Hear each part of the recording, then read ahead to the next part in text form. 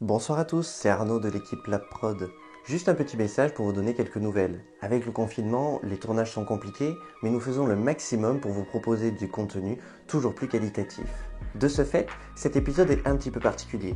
En effet, pour la première fois, Emeric se tente au récit des JTR. Je vous demanderai si possible d'être indulgent avec lui. C'est sa première fois, il a eu beaucoup de stress et je lui suis très reconnaissant de vouloir participer à cette grande aventure familiale qu'est la prod et que sont notre émission phare des JTR. De plus, nous avons enfin fait l'achat d'un prompteur pour vous permettre une émission moins saccadée et plus claire. Il est évident que cet épisode a eu quelques couacs que vous verrez ou pressentirez peut-être lors de votre visionnage. Dans tous les cas, ceux-ci ont déjà été corrigés lors de votre prochaine émission qui surviendra très bientôt. Je vous souhaite à tous un bon visionnage en compagnie d'Alison et d'Emeric et vous dis à bientôt sur la prod. Bonsoir à tous. Bien avant que la série X-Files, par exemple, ne porte à la télévision le phénomène d'homme qui prend subitement feu, des rumeurs étranges circulent en France sur de tels faits. Mythe ou simple réalité, nous allons ce soir chercher la vérité se cachant derrière la mort par combustion spontanée. Restez avec nous, c'est une nouvelle émission, c'est un nouveau JTR.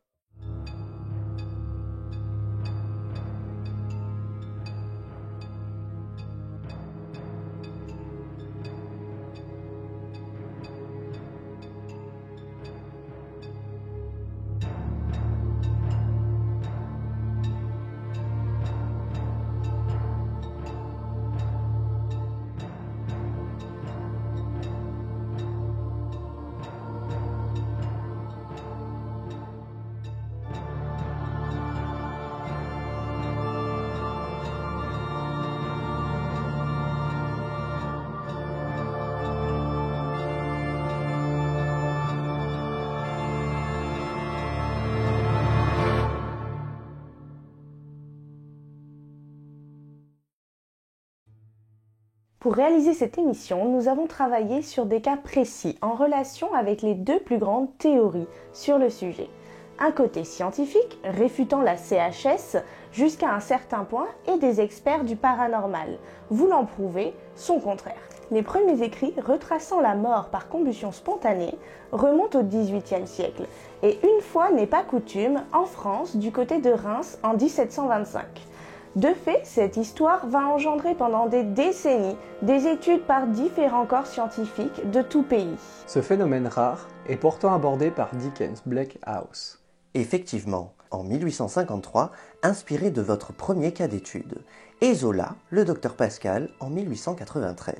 Bien avant les scénaristes des séries américaines, comme X-Files pour ne citer que ça, notamment dans l'épisode 12 de la saison 1 et le 23 de la saison 2. C'est d'ailleurs pour cela que depuis bien des siècles, la combustion humaine spontanée fascine.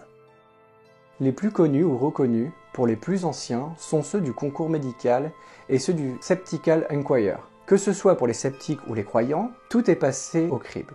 Les deux principaux protagonistes de l'explication sur la combustion spontanée ont écrit la même année, en se servant des études de chacun pour démontrer sa théorie. L'un utilise donc la base de l'autre pour expliquer pourquoi sa version est la bonne.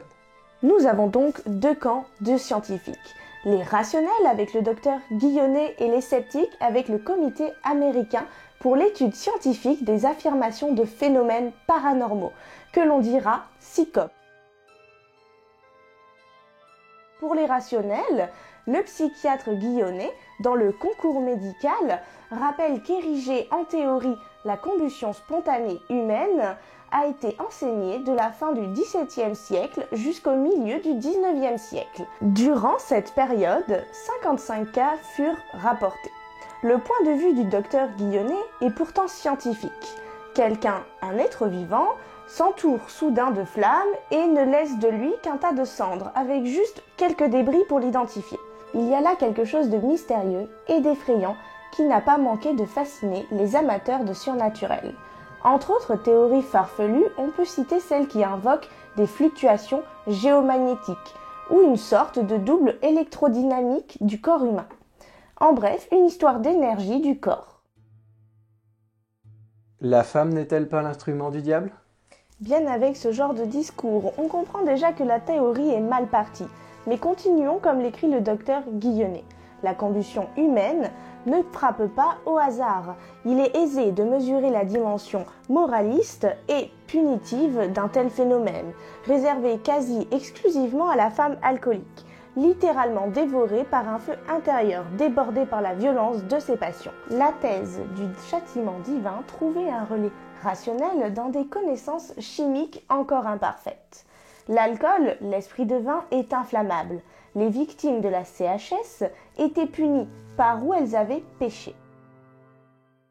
Il va de soi qu'aujourd'hui en 2020, que cette théorie est non seulement sexiste mais totalement farfelue. Passons aux sceptiques de l'époque. Il est intéressant de confronter le rapport du docteur Guillonnet avec celui qui a été utilisé pour un article publié presque en même temps dans le Skeptical Inquirer, volume 11, numéro 4, été 1987. Dans la revue éditée par la CISCOP citée précédemment, l'écrivain scientifique John Haeckel, connu notamment pour son ouvrage sur le suaire de Turin, et John F. Fisher, expert en recherche de laboratoire dans les enquêtes criminelles, ne donnent pas de chiffre global sur le nombre de cas étudiés. Ils insistent d'ailleurs moins sur le débat théorique que sur les enquêtes détaillées, qu'ils ont menées pour une trentaine de cas possibles, avec néanmoins la précision de ne pas préjuger de la réalité ou non-réalité de la CHS. Donc cette théorie est déjà basée sur la théorie qu'il s'agit bien de CHS, c'est-à-dire le néant. C'est certain. Et ceux qui nient la possibilité de la CHS ont opposé, dès la deuxième moitié du siècle dernier, un argument scientifique imparable.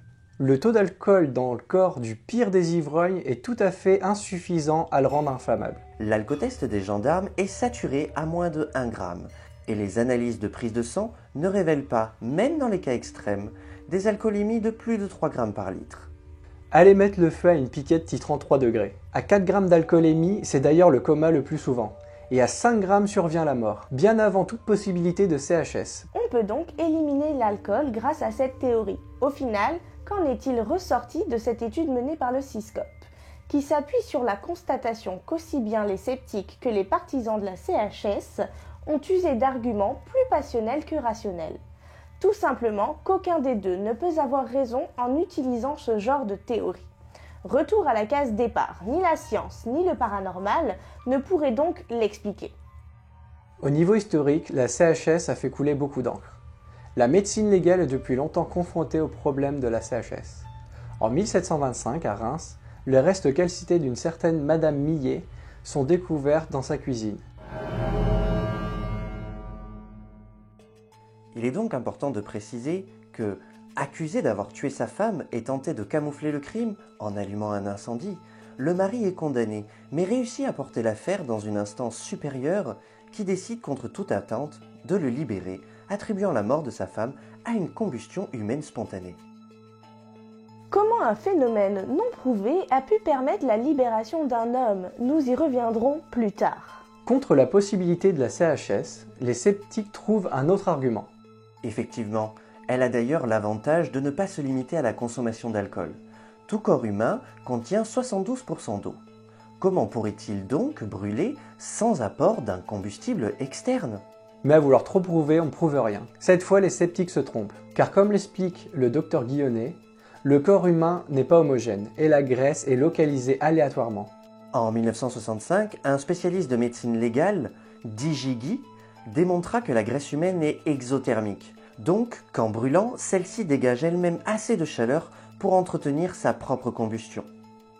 S'il faut en effet une température de 2500 degrés pour enflammer de la graisse humaine, celle-ci continue de brûler tant que la température reste supérieure à 24 degrés. Guy réalisa de plus un modèle expérimental de combustion humaine spontanée.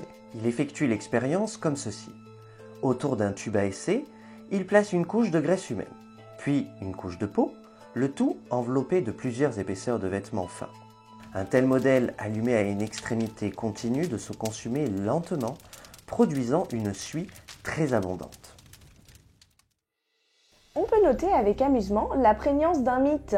Décrivant l'expérience de Guy, le docteur Guillonnet emploie encore improprement le terme de combustion spontanée, alors qu'il a défini lui-même cette dernière au début de son article comme se déclenchant sans contact avec un corps en ignition. C'est donc du reste clairement qu'il tire la conclusion de l'expérience de Guy, laquelle établit la possibilité rationnelle de la combustion humaine spontanée par un effet bougie. D'ailleurs, c'est le docteur Guillonnet lui-même qui mettra les guillemets. Encore vaudrait-il mieux traduire l'expression anglaise « candid effect » par « effet chandelle ». Puisque ce qui brûle est de la graisse et non de la stéarine. Il s'agit, écrit le docteur, d'un phénomène post-mortem, accidentel rare, lent et passif, se développant essentiellement aux dépens des tissus adipeux et nécessitant une source extérieure du feu pour l'amorcer. La prévalence des femmes parmi les victimes s'explique d'elle-même, quand on connaît l'importance des dépôts adipeux chez la femme alcoolique. Mais quelle est la cause première de l'ignition ou, pour parler simplement, où est l'allumette qui a enflammé la chandelle? Le feu prend aux vêtements. Les vêtements s'enflamment et se consument. La peau brûle, l'épiderme carbonisé se crevasse. La graisse fond et coule au dehors. Une partie ruisselle sur le parquet. Le reste sert à entretenir la combustion. Le jour arrive et tout est consumé. Alors c'est bien joli tout ça, mais quels sont les faits? Quels sont les cas recensés et pourquoi? Prenons le cas de Madame Millet, que nous avons relaté au début de cette émission, qui entre assez bien dans ce scénario. L'enquête révèle qu'elle rentrait chez elle tous les soirs en état d'ébriété, et que le jour de sa mort, elle était entrée dans sa cuisine pour se réchauffer. C'est là que fut découvert ce qui restait d'elle, à une distance d'environ 50 cm du foyer allumé. Un traité de jurisprudence médicale publié en 1883 émettait l'hypothèse que ses vêtements avaient pris feu. Le mari était fort probablement innocent, mais il n'a dû son salut qu'au fait que ses seconds juges croyaient en la légende de la combustion spontanée. Il a été acquitté lors de son procès lorsqu'un jeune chirurgien nommé Nicolas Lecat a convaincu le tribunal que non seulement une combustion spontanée humaine s'était produite, mais que l'affaire Nicole Millet était bel et bien un exemple. Le verdict final dans l'affaire était que Nicole Millet était décédée par une visite de Dieu. L'affaire fut donc conclue simplement pour une croyance du fait qu'il n'y avait aucun moyen de prouver ou d'infirmer cette possibilité de combustion spontanée. Après tout cela, il est temps de dire stop la science. Et maintenant, les cas. Il en existe d'ailleurs un certain nombre qui vont vous être détaillés maintenant que vous avez les connaissances suffisantes pour comprendre ce qu'est une combustion humaine spontanée. Pour rappel, le seul facteur constant, l'effet chandelle, clé de voûte de toutes les histoires de combustion spontanée. L'alcool revient très souvent, non plus comme un combustible, ainsi que l'avaient soutenu quelques scientifiques, mais plutôt en facteur prédisposant à la surcharge graisseuse ou parce que l'accident s'est déjà produit lorsque la victime était ivre. Il apparaît d'ailleurs que la combustion n'est pas nécessairement amorcée post-mortem, elle peut toucher un individu bien vivant, notamment hébété par l'alcool.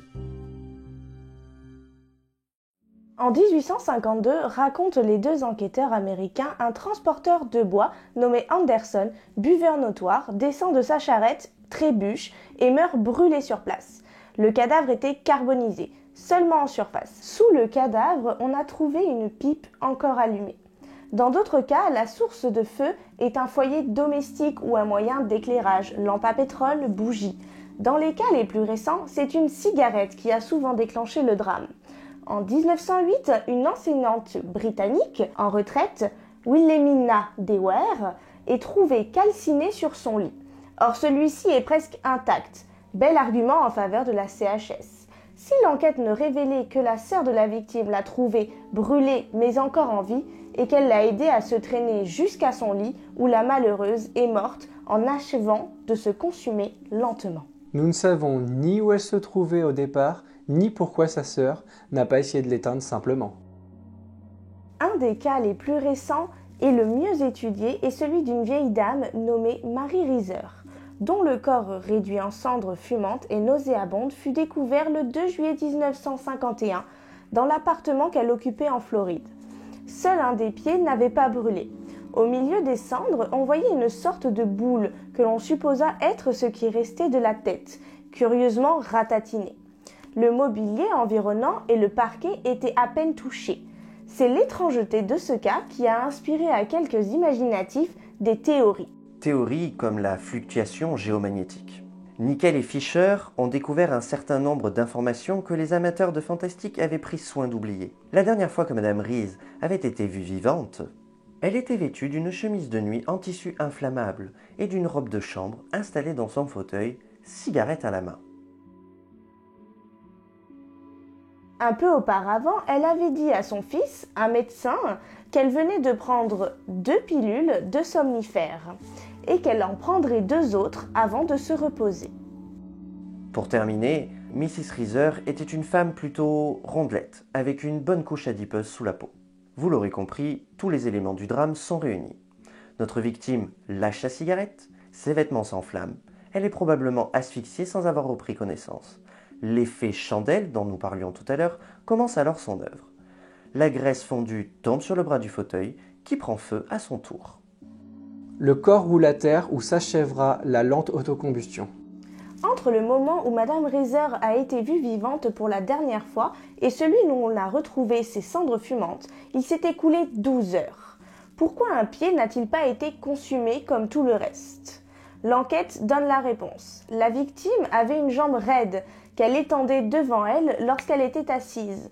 Quand le fauteuil a croulé, le pied s'est trouvé en dehors de la flaque de graisse fondue. Quand la boule identifiée un peu vite comme un crâne rétréci, un expert en médecine légale a estimé qu'il s'agissait probablement d'une masse musculaire du cou imparfaitement brûlée.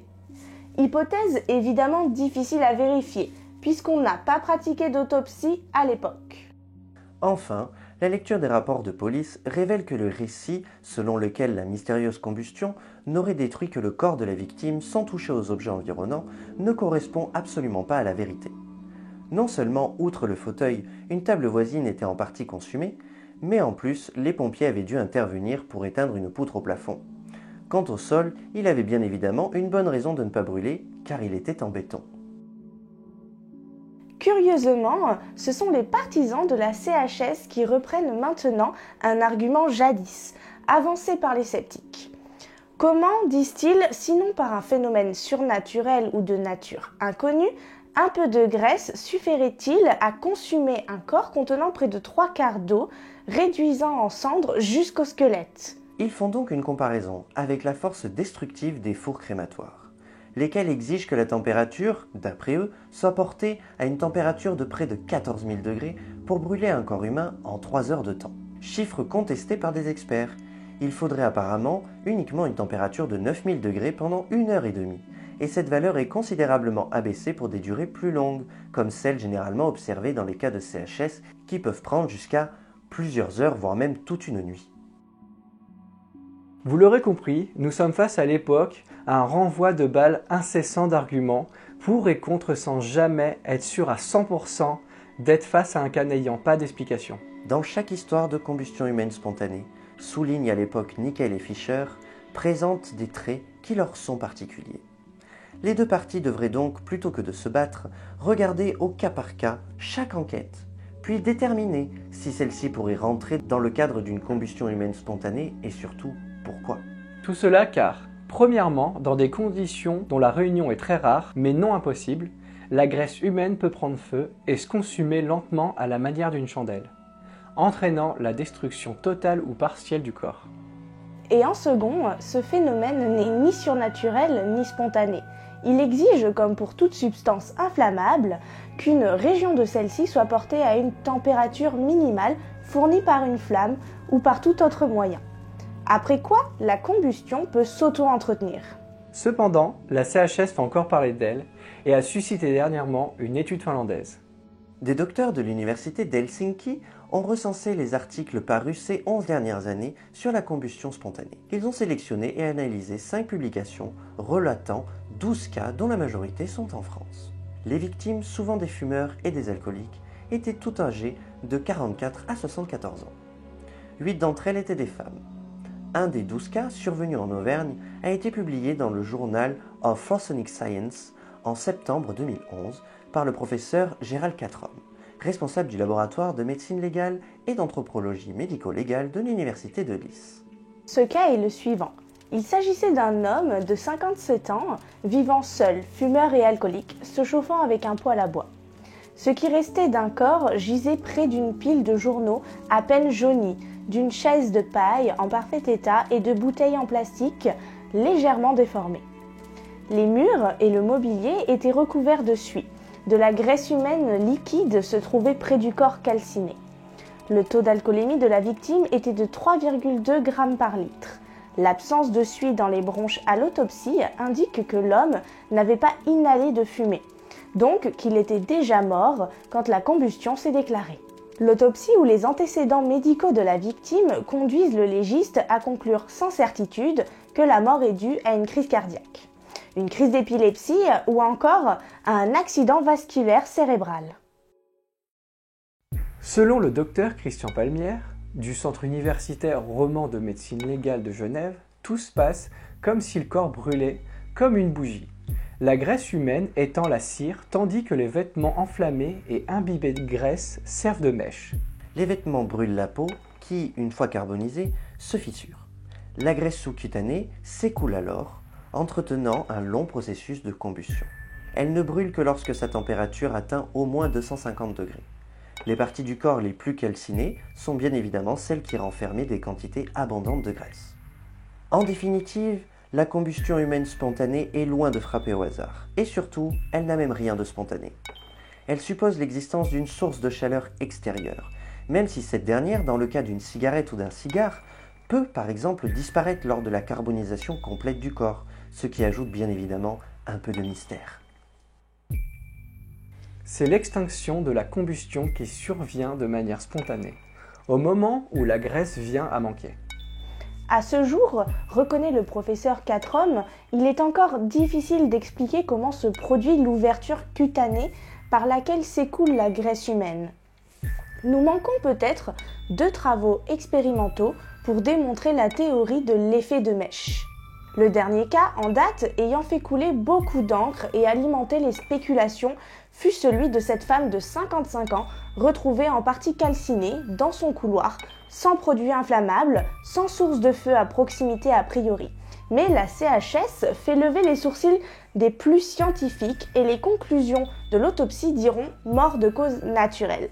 La victime alcoolisée aurait laissé s'enflammer une corbeille en osier sans pouvoir enrayer ce départ de feu.